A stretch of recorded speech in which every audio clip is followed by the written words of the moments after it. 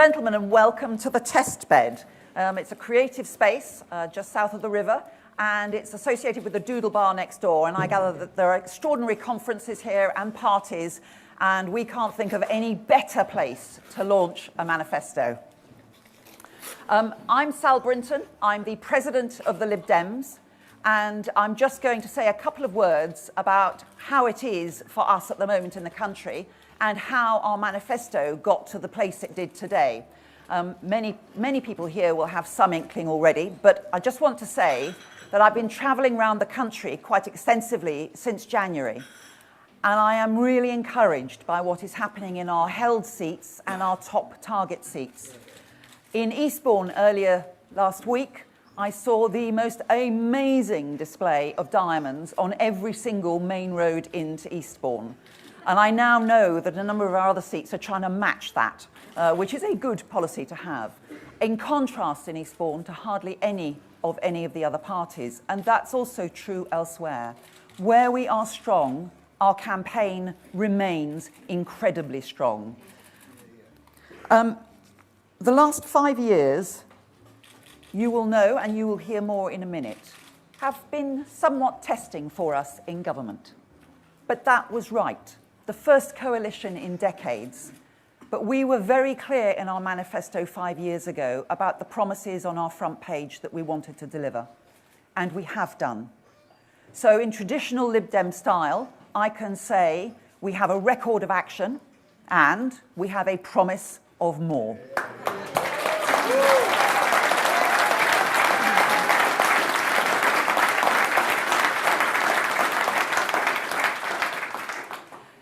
The key for us as a party is about opportunity for everyone.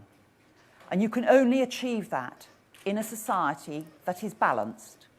It has to be tolerant. It has to be understanding of the diversity within our communities across the country. It also has to be focused on a strong economy, because without that, we can't support the parts of the economy that we need, such as education and health and welfare. Now, contrast that with the manifesto process that the other parties have been going through. And for those that don't know, our manifesto is not decided based by a small group of people in a closed room. We started on our manifesto process 2.5 years ago with a major consultation around the country amongst local parties and with members. Last year, we published a pre-manifesto, which we then consulted again. And our Federal Policy Committee, which is in charge of our manifesto process, then used that consultation to bring to the conference that we had up in Liverpool just 2 months ago, where it was resoundingly endorsed in principle by our members across the country. Contrast that with the last 2 days, where Labour have suddenly decided to change their clothes and become fiscally responsible, well, without telling us how they're going to do it. And the Conservatives yesterday also deciding they're going to swap clothes and become caring and compassionate and throwing billions of extra money at everything, but without telling us how it's funded. Well, we have provided full costings of our manifesto, and I hope that everyone who wants the detail will be able to look at that. And another comment that I heard on the radio this morning was that the Lib Dems will have a very skimpy manifesto this time because they won't want to be in danger of saying anything that they can't deliver in coalition. Well, it's not skimpy because we are quite clear that our priorities for government are right across government. The whole point of coalition is that it's compromise. And the things that we will stand firm on are up behind you now, our 5 front-page priorities. We are clear that we need to deliver those because that we believe strongly in a stronger economy, a fairer society, and opportunity for all. We started using that phrase nearly 3 years ago now, and it was fascinating that the Conservatives stole stronger economy. And then Labour decided that fairer society was nice. What neither of them realised until last week was you cannot deliver a stronger economy without a fairer society in this country. You cannot deliver a fairer society in this country without a stronger economy. And that is why I think they've both changed their tune.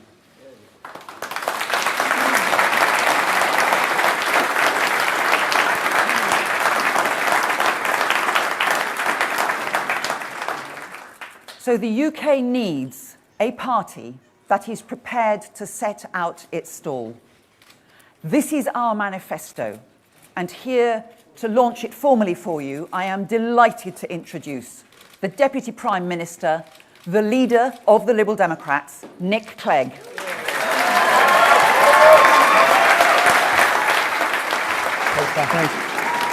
Thank you very much.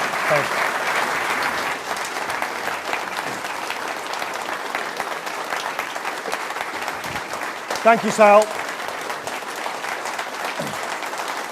Thank you, everybody. Thank you, Sal. Thank you all for being here. 5 years ago, the British people chose to do things differently. You decided that no one party had the right to govern our country on their own. You chose to make politicians work together in the national interest. And you know what? It worked.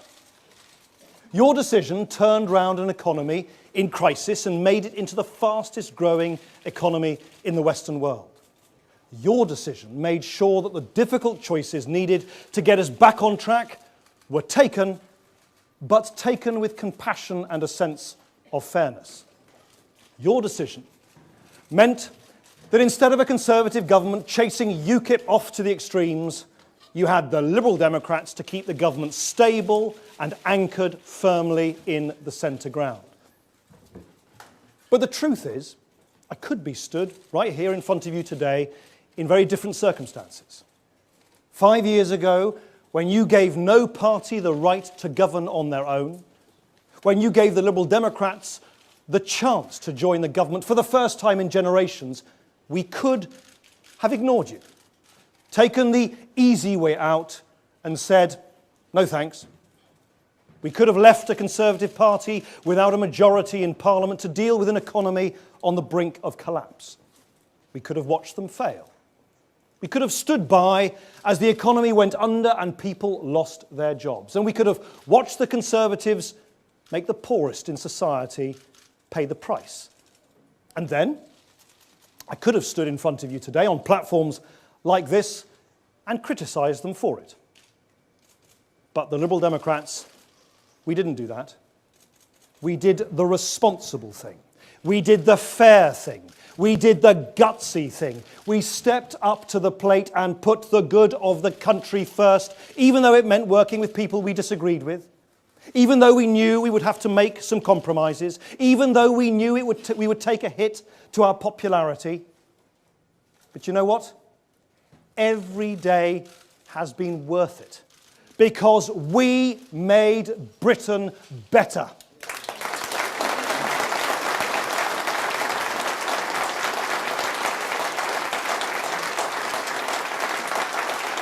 Today, because of what you chose and what we, the Liberal Democrats, did, we have a stronger economy and a fairer society. We brought stability. We turned round the economy. We stopped the Conservatives from putting people like them above people like you. And we made Britain fairer. We cut taxes for millions of working people and lifted the lowest paid out of tax altogether. We directed more funding to the poorest children in our schools. We created a record 2 million apprenticeships. We undertook a bold, liberal reform of our pension system and have given millions generous rises in the state pension. We oversaw a quiet revolution in renewable technology with twice as many homes powered by renewable electricity. And we legislated so that all love, gay or straight, is valued equally. This time round, it is obvious once again that neither Labour nor the Conservatives will win a majority. The era of single-party government is over. I'm not denying that either David Cameron or Ed Miliband will be Prime Minister. One of them will. But you know, and they know, that neither of them will win outright. Neither of them will have a majority in the next Parliament. So what really matters is who they will have with them to decide what the next government will do. Someone is going to hold the balance of power on the 8th of May, and it won't be David Cameron or Ed Miliband. But it could be Nigel Farage. It could be Alex Salmond. Or it could be me and the Liberal Democrats. So ask yourself this. Do you want Nigel Farage walking through the door of number 10? Do you want Alex Salmond sat at the cabinet table? Or do you want the Liberal Democrats? The Liberal Democrats will add a heart to a Conservative government and a brain to a Labour one. We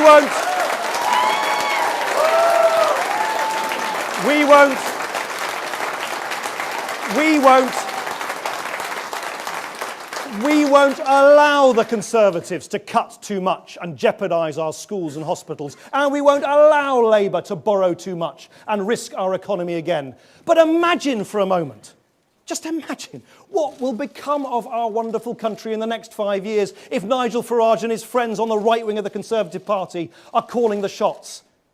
Our public services cut to the bone. Our communities divided. Our shared British values of decency, of tolerance, of generosity just cast aside. And now imagine a Britain run by Ed Miliband and Alex Salmond. By the way, the reason I'm talking about him and not Nicola Sturgeon is that he's the one who's running for Parliament. He's the one who wants to sit in Westminster having his say over how our whole country is run. And if you want to stop him, the best way to do it is really very simple. Vote for the fantastic Christine Jardine in Gordon. So,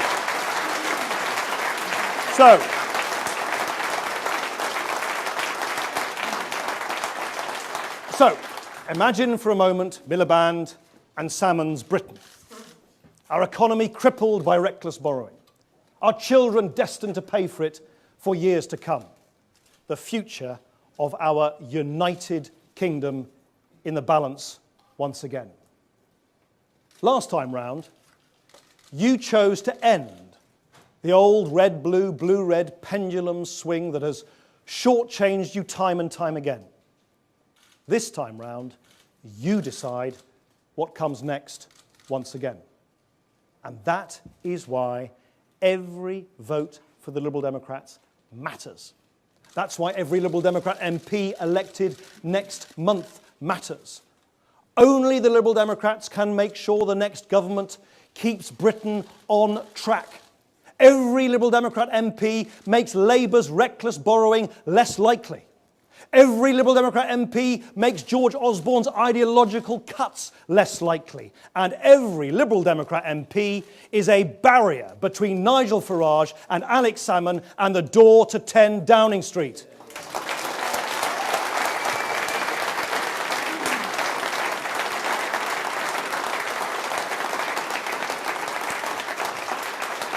Because the Liberal Democrats, we will always act responsibly. We will always act fairly, and we will always act in the best interests of the whole of the United Kingdom. The truth is, just a few hundred votes in a very small number of seats could decide whether it is Liberal Democrat MPs, UKIP MPs, or SNP MPs who the next Prime Minister will be forced to listen to. There is a very thin line between Britain being governed by a coalition with a conscience or a coalition with a grievance. But we can and will win in those seats that will make all the difference. I've seen for myself over the last few weeks the momentum that is building behind Liberal Democrat candidates like Layla Moran, Lisa Smart, Vicky Slade. And when they win, when we have the chance to influence the next government, this is what we will set out to do. This manifesto is a blueprint for a stronger economy and a fairer society. This manifesto is a plan to finish the job of balancing the books and to do so fairly by protecting our schools, hospitals and public services. This manifesto is an insurance policy against a government lurching off to the extremes. And at its heart is one word that is absolutely central to what we Liberal Democrats believe: opportunity. No matter who you are, where you were born, what sexuality or religion you are, or what colour your skin is, you should have the same opportunity to get on in life. We want to tear down the barriers that stop you from reaching your potential. We want to smash the glass ceilings that keep you from achieving what you want to achieve. Your talent, your hard work, not the circumstances of your birth, should decide what you can be.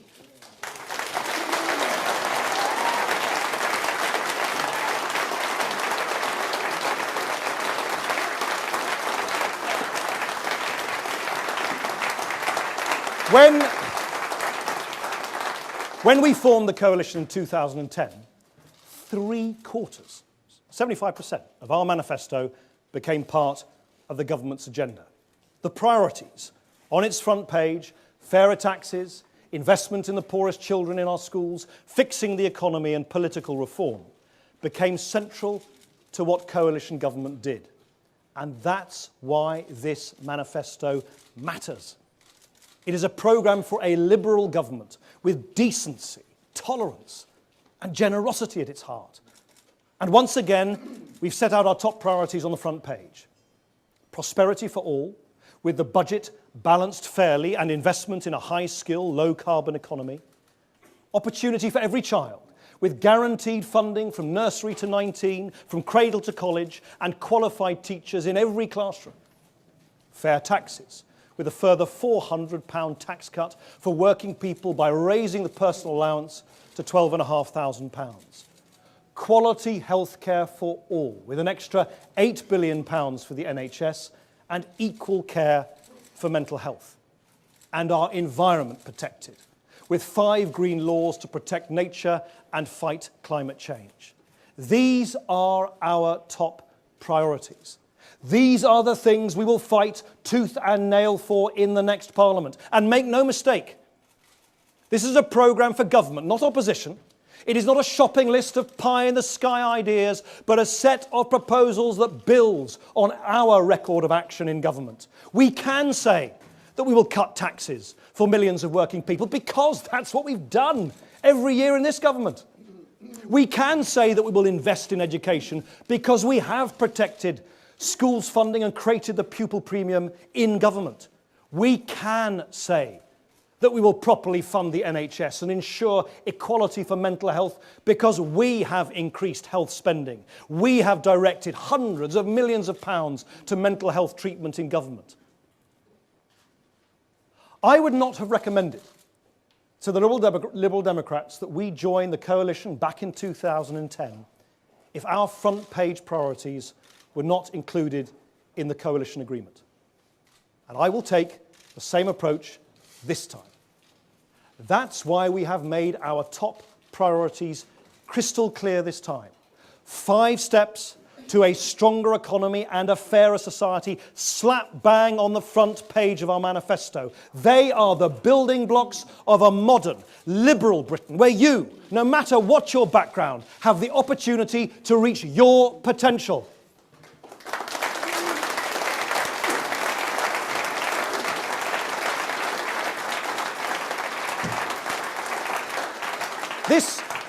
This document is how we keep Britain on track.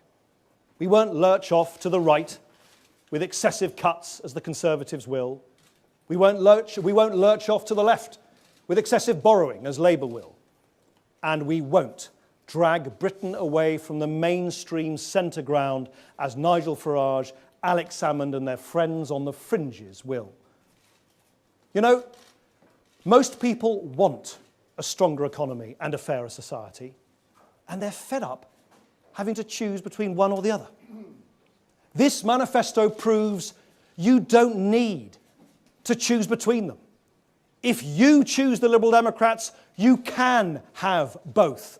If you choose the Liberal Democrats, you can stop the next government from cutting too much or borrowing too much. If you choose the Liberal Democrats, you can stop Nigel Farage or Alex Salmond holding the next government to ransom. And you can have what we all want, a stronger economy and a fairer society with opportunity for everyone. Thank you very much. Thank you. Thank you very much.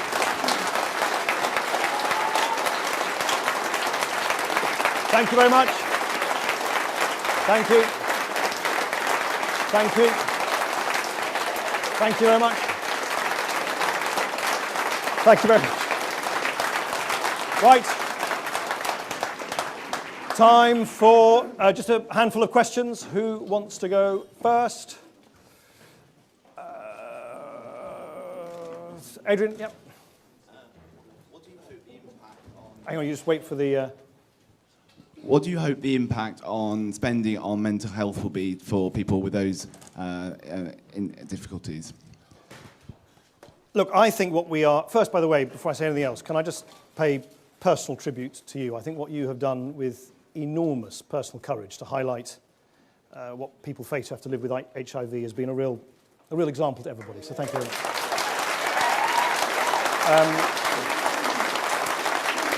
Look, 1 in 4 of our fellow citizens suffer from mental health problems at some point in their lives.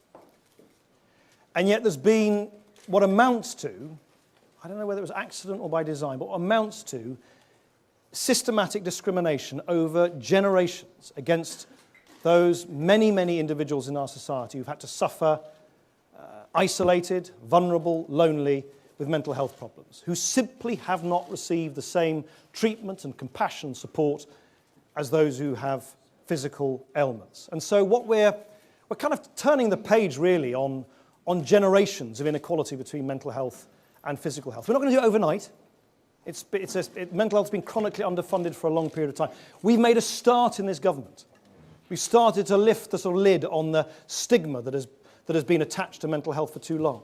We put £400 million into increased talking therapies, £150 million to help teenagers, both boys and girls, by the way, with eating disorders. We've introduced, as of this month, for the first time ever, waiting time standards if you have mental health problems in keeping with the waiting time standards you have for physical health. And we want to go further in the next Parliament. I've already announced a £1.25 billion transformation in the next Parliament for children and adolescent mental health services. And we want to go further, as we have included in our manifesto, a £3.5 billion commitment to finally overcome this terrible injustice and imbalance between mental health and physical. And I'm just so proud, like on so many issues, this transformation would not have started without the kind of courage and pioneering spirit of the Liberal Democrats. Yeah, George.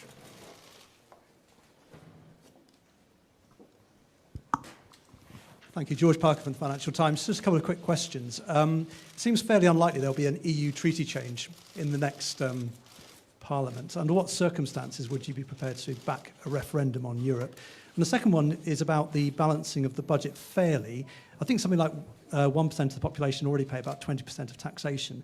Do you think you're actually pushing this a little bit too far and actually start to make society rather unfair for people at the top?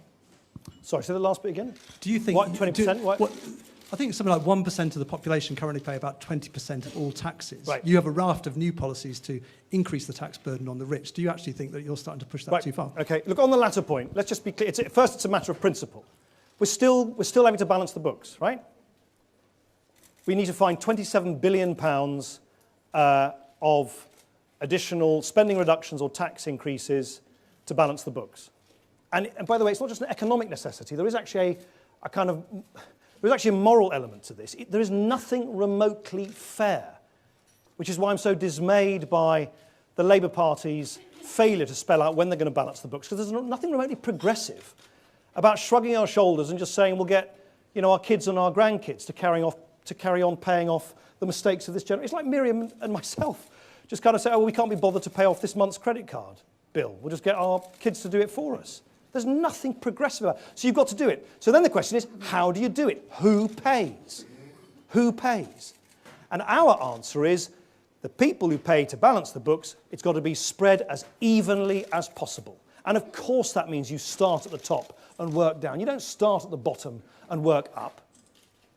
And all that the Liberal Democrats are saying, by including £5 billion of tax increases towards that final push of clearing the deficit. By the way, I know the Conservatives won't admit this. We actually increased taxes, £23 billion worth of taxes during the course of this government. Of course, tax plays a role. It plays about a 20% role in terms of the total fiscal consolidation. We're, broadly speaking, sticking to the overall consent, at least amongst economists, the consensus that spending reduction should make up the bulk of fiscal adjustment, 80%, 20% should be made up from taxation. It is the Conservatives who, in an astonishing lurch, quite a sort of dramatic swerve away from what we've done over the last 5 years, want to turn their backs on what we've done over the last 5 years, want to turn their backs on what most mainstream economists say, and instead have singled out one part of the population, the working age poor, to pick up the tab and make additional sacrifices for the mistakes made by bankers. I can't think of anything more sort of dramatically unfair than that. Far from sticking to their Deutsche Autobahn on their posters, they're swerving wildly off onto some sort of ideological track leading to nowhere. So I think what we're doing is simply asking the country, do you want us to finish the job and finish the job fairly and in the way and in keeping with what we've done over the last 5 years? And I don't think, if you look at the detail of the tax increases we have spelt out over the weekend, there's anything remotely punitive about them. There's no increase to headline rates of income tax, VAT, national insurance, or headline rates of corporation tax. On the first point, look, our position on the European referendum has remained the same for years and years and years and years, which is that if a new treaty is put to the British people, it shouldn't be for the British government to decide whether we sign up to it or not. If we pool more sovereignty, decide more things together with other countries in the European Union, that should no longer be the decision, or not even of referendum about whether we stay in or out. Now, 2122.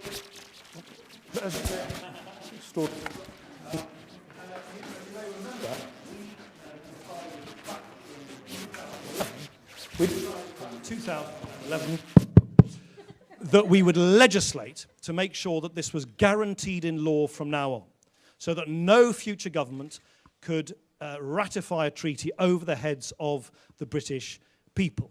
And we did that, of course, with the Conservatives. You can read stirring speeches. I mean, they are truly moving speeches from William Hague and David Cameron at the time, saying that this was the right approach, that the most irrational approach was to suddenly come up with some random date to have a referendum. And yet, literally within a matter of months, the Conservative Party performed yet another spectacular U-turn on Europe. Having first, do you remember, said there was a cast iron guarantee, then having not done that, then having legislated for it, then having contradicted that. Now they say they want a referendum by a certain date, but maybe it isn't that date, that they might want to renegotiate, but they won't tell us whether they'll renegotiate.